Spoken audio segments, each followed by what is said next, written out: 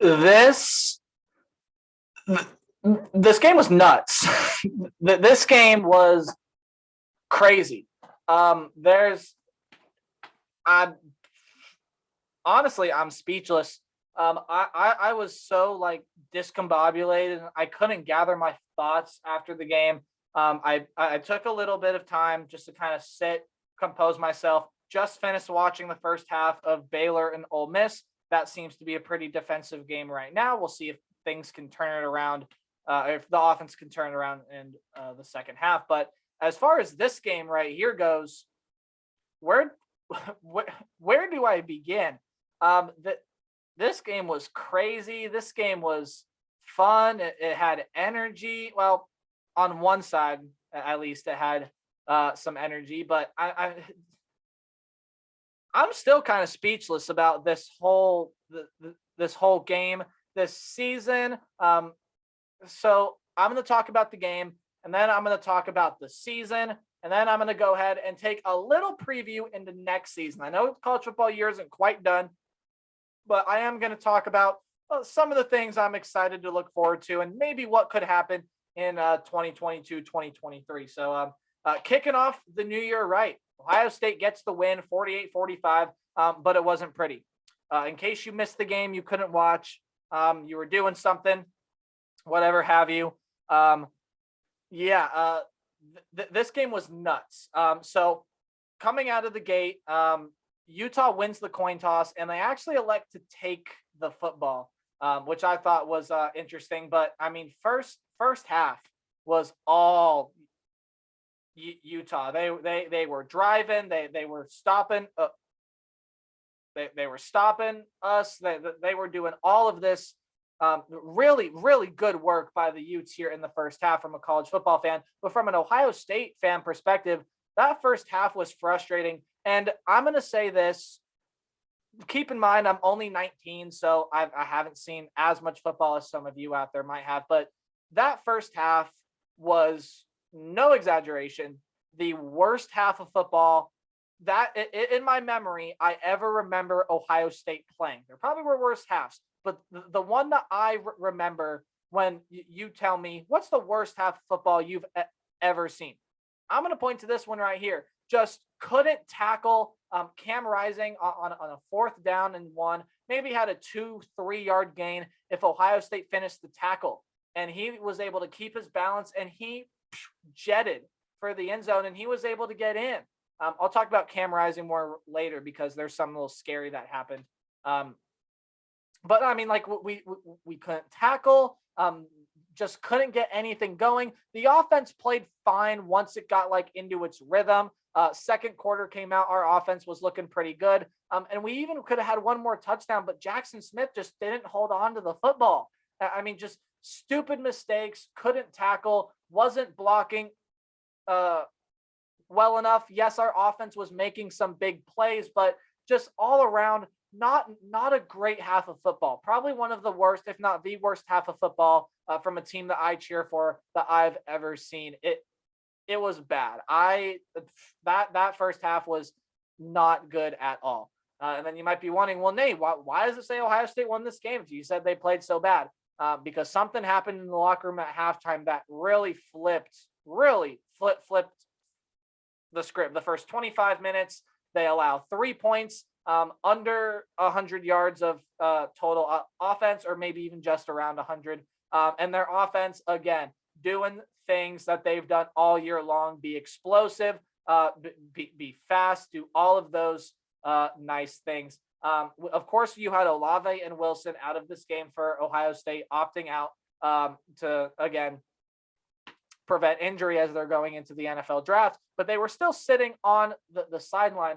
And I thought we played, I mean, pretty well without him. But I am going to go back to the first half here just a little bit. Something I do want to touch on here is the energy that was in this game. There was pretty much no energy from anybody on that Ohio State sideline the entire first half. The entire Ohio State team just kind of seemed like, yeah, we're here. Let's play the Rose Bowl. And Utah on their sideline, they were pumped up. They were high-fiving each other. They were giving. I like the helmets for Utah, by the way, but they were up. They were high-fiving each other. There was all sorts of fun things happening on the Utah sideline, and just nothing on the Ohio State sideline. Like Eichenberg was really the only one bringing energy on that team, and everyone else is out like, yeah, good for you. You made a good play.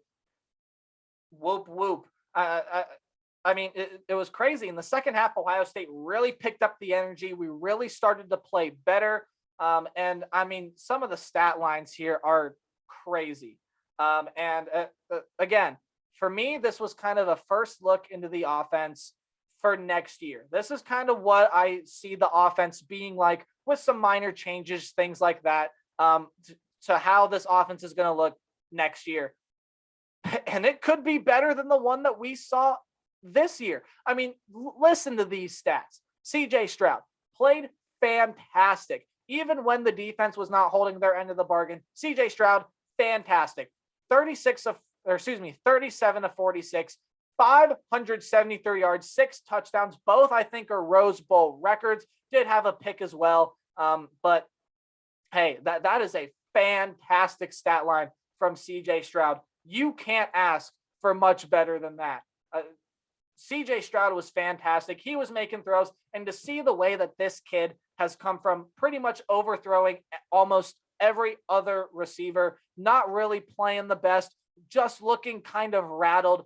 You could see it the first 3 games, getting pressure from his own fan base, opposing fan bases, criticism, all of that. CJ Stroud is also a guy that takes criticism really personally. And it's just because he's young. He's at that point in his career, but just the way this Ohio State team has been criticized since coming out of that Michigan game, and then CJ Stroud doing that was fantastic. Now, I'm not saying the offense got criticized and everything, but again, people on the internet will do what people on the internet do. They'll throw blame at anyone and everyone. CJ Stroud was some victim of that, but CJ Stroud was fantastic in this game. Not more to say about him. The run game, it wasn't as prevalent as I had hoped it would be. If you remember in my preview, I'd kind of said that Travion Henderson and company needs to get going. Henderson had a solid day, 17 carries for 83 yards, but the game really hinged on the pass, on the passing game for Ohio State.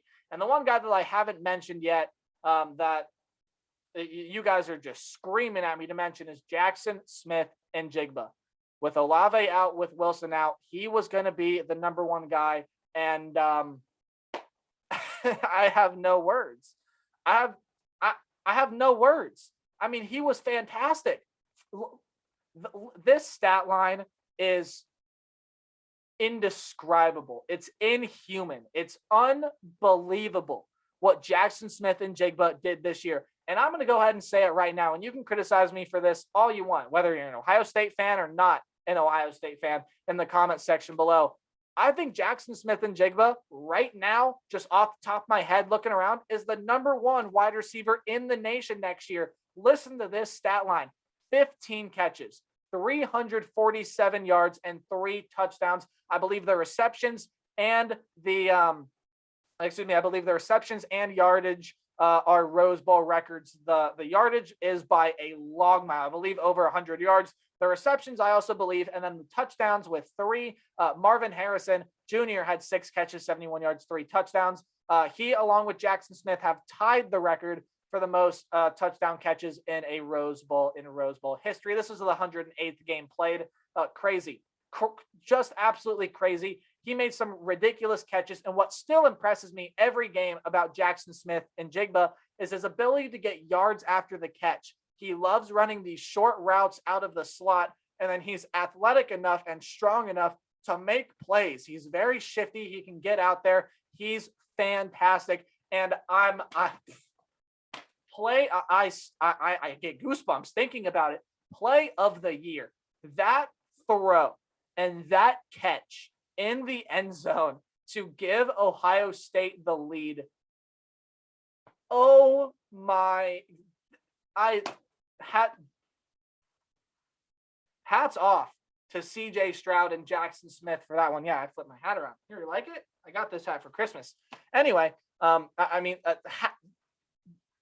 tip of the cap to you, Jackson Smith-Njigba, and to CJ Stroud. I don't know what was better, the throw or the catch. That's one of the hardest catches to make. Over your shoulder, not even over his front shoulder, over his backside shoulder as he was falling away from the defender. And CJ Stroud putting that ball on a dime. You could throw that ball nowhere else where the receiver would make a play. Again, I can't show highlights because of copyright stuff. I know I don't make money right now, but still, if you want to see what I'm talking about, just look it up. It's going to be all over this wonderful site that is YouTube. Just go look it up. Jackson Smith-Njigba Rose Bowl catch. It's going to be everywhere. It's going to be a Sports Center top 10 play. He had a fantastic game. MVP goes to him and CJ Stroud collectively because I can't pick one. Those two guys were fantastic all game long, even when the defense wasn't so great. Now, I always do like to call out some players from the other team because I thought Utah came in and played well. Ohio State's offense was clicking on all cylinders. I thought they played fantastic. I do think the defense obviously could have played a lot better. I mean, that defense looked flat. There was no energy out there. They came out and they strung together some stops, which was really key for us. But Utah, I thought, came out and played really, really well. I mean, Utah had the energy. They had the crowd. They just felt at home, and they were playing for so much more than themselves, right? They were playing for fallen teammates. They were playing for everything else. This game meant a lot to Utah, and you could tell.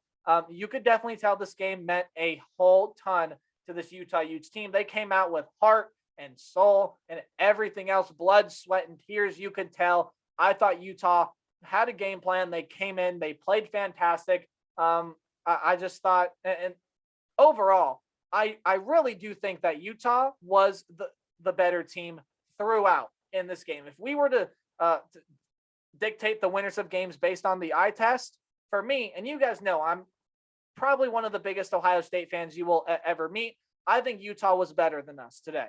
I thought Utah played better. They had a better game plan. They executed a whole lot better for the majority of the game.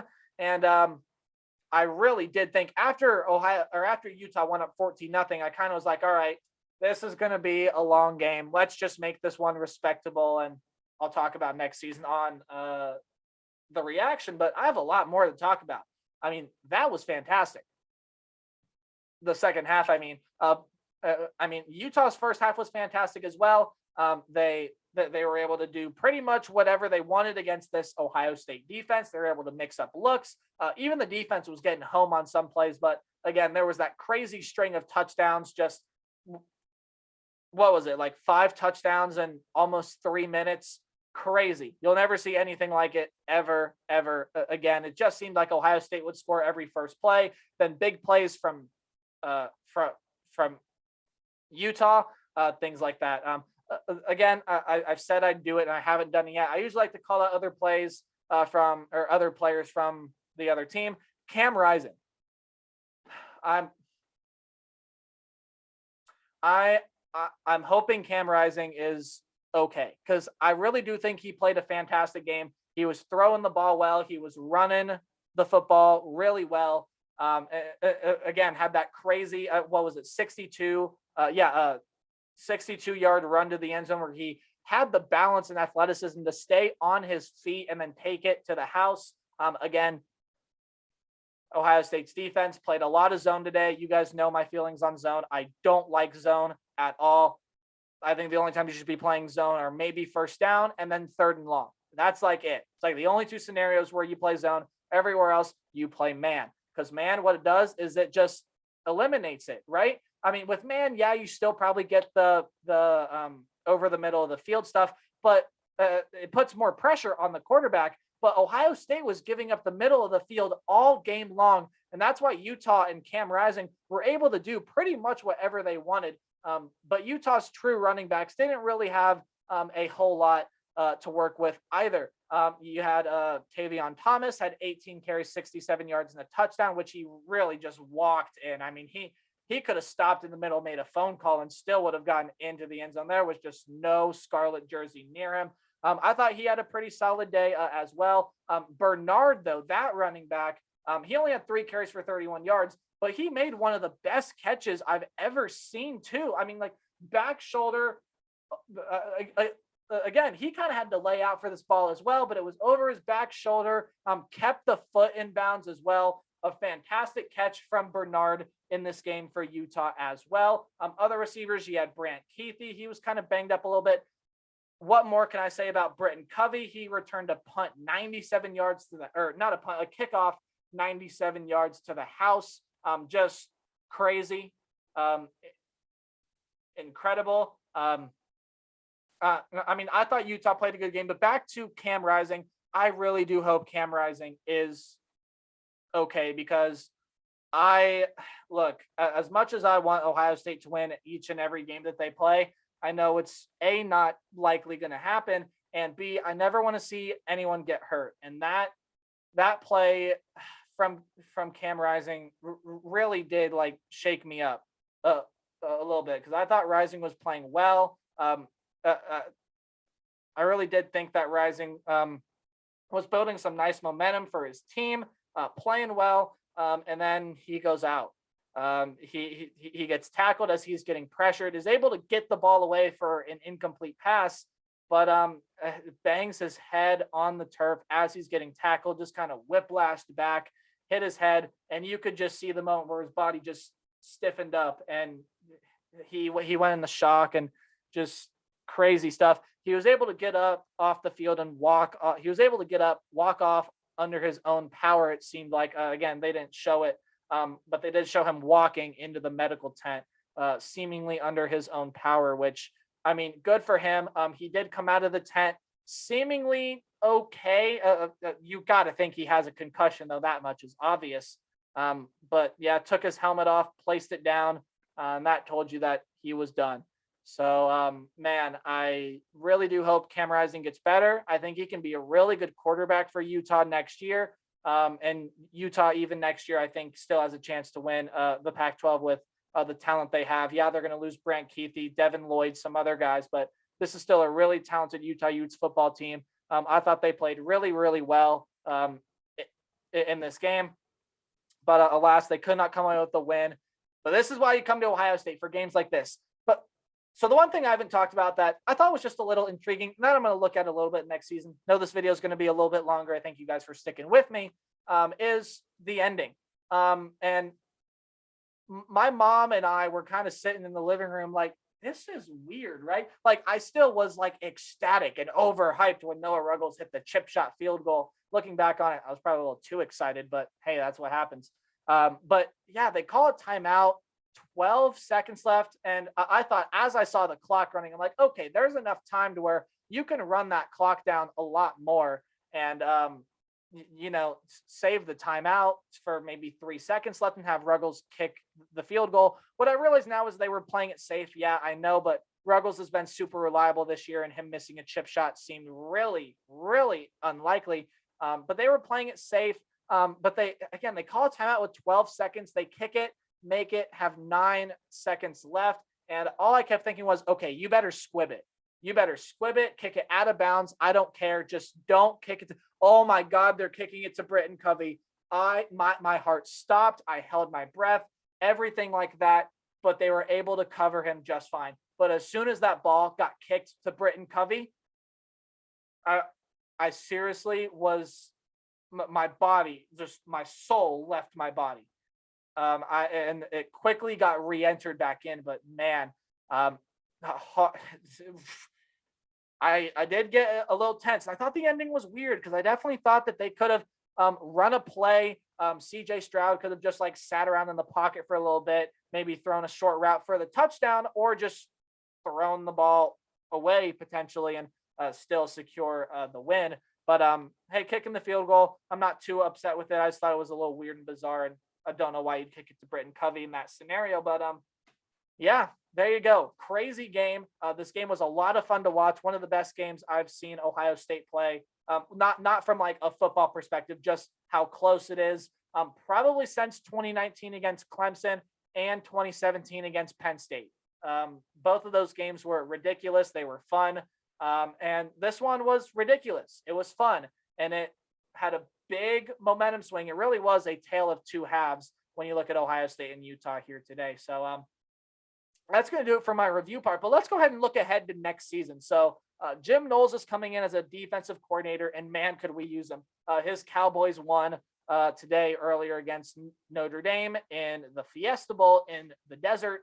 There were more points in that game than I thought there were going to be, but really good stuff from Oklahoma State. They gave up a lot of points early, but something clicked in the second half, and their defense was able to settle in.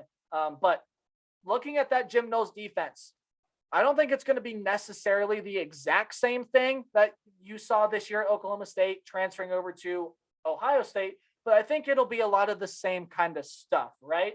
Stopping the run. I think Ohio State has the guys in the front seven, maybe minus the linebacker spot, but I think they definitely have guys in the defensive line for next year that can really do some great work.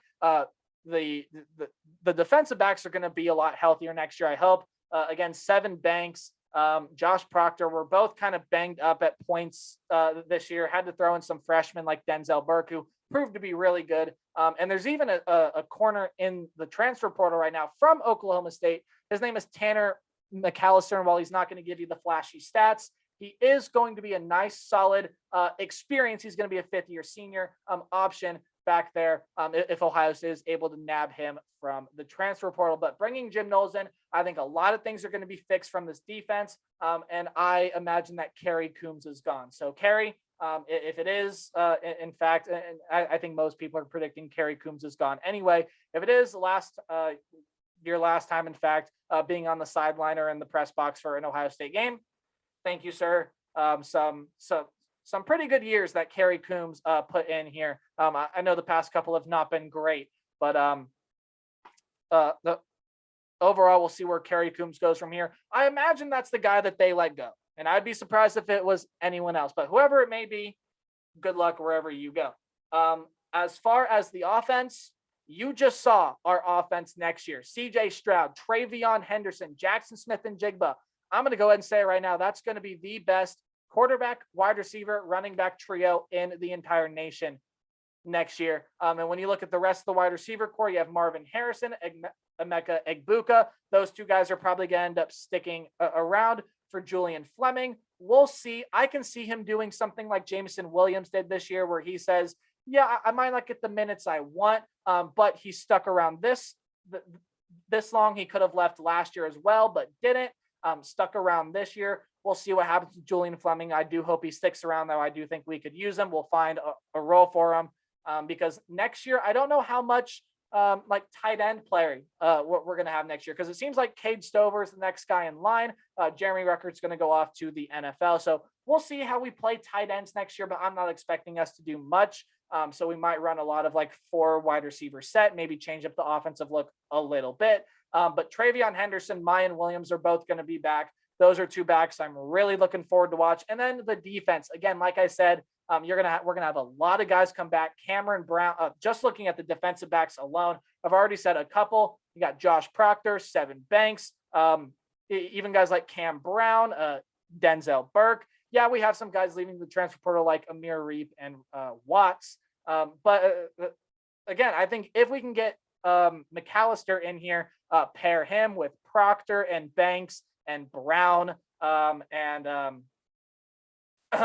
Burke and all the other guys we have back there as well. I think that secondary can be really good, along with the defensive front. Linebackers, we're going to have guys come back.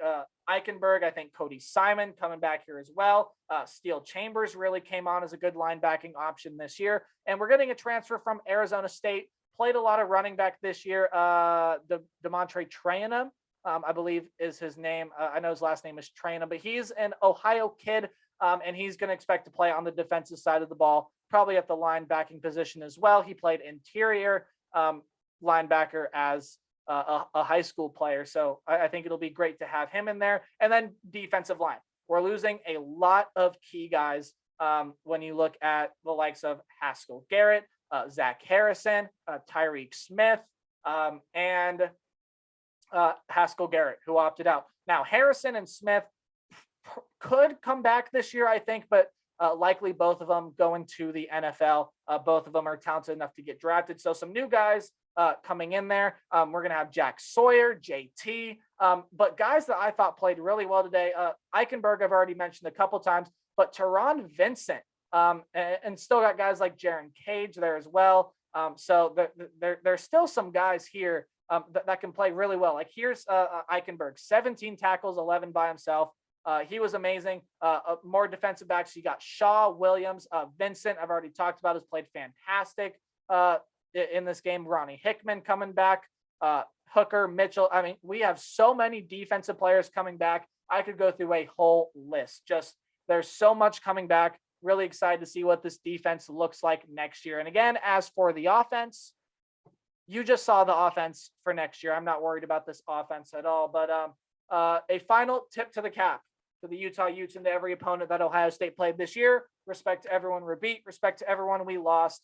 This was a fairly successful season for the scenario that we threw in. I expected it to be maybe a little better, but I think I had higher expectations than most. So 11-2 Rose Bowl champs. I'm happy with that ending out of the year. Thank you to all the seniors that are leaving, and thank you for guys that are going to the NFL. Olave, Wilson, Garrett, Petit-Fourier, and more. Hats off to you guys, and I wish you luck wherever you guys go in the NFL draft. I'll be rooting for you. Be watching that draft as well. I'll be doing a mock draft here once the draft gets coming up here. So I'll do a mock draft in the spring as well. But thank you to everyone who will not be on this Ohio State team next year.